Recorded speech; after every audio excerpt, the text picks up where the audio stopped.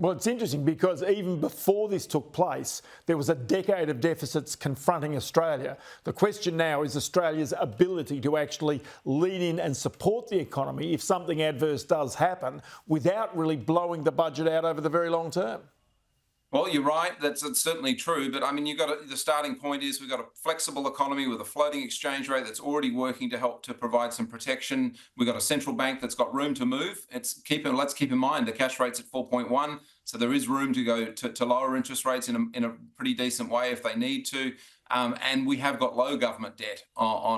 Net government debt is 20% of GDP. Gross government debt's 35% of GDP. These are low numbers relative to a lot of other countries. So they have got capacity to step up if they need to with fiscal support. But I think at this stage of the game, it's watching and waiting to see what the circuit breaker is going to be in terms of providing a bit of support for that global market. OK, but for the budget, for the nation as a whole, for our economy, the one thing you wouldn't want to give is the employment market.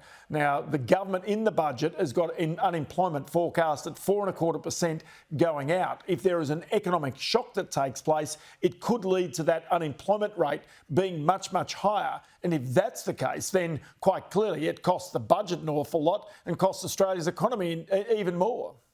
Absolutely. So the RBA will be watching that very, very carefully in terms of how they set policy. They've got a dual mandate. They set their mandates based on the outlook for inflation and the unemployment rate and the labour market. I think the way I see this is if the global economy is going into a bigger downturn and the downside risks play out, that's typically disinflationary. It typically puts downward pressure on inflation. And the other element, of course, is if there's going to be trade diversion. If China and the Asian economies are less able to export their manufactured goods to the US economy, as these tariffs would imply, then there's going to be more of those sorts of products coming into our market and to other markets. And that may very well actually mean that you get more downward pressure on inflation. That will leave the RBA more of an open door to be able to lower interest rates faster. So I think I think those are the sort of protective mechanisms we're looking out for. And I think Australia is still in better shape than most. I'll tell you what's interesting. So 4 rate cuts this year. As I say, the market's also pricing in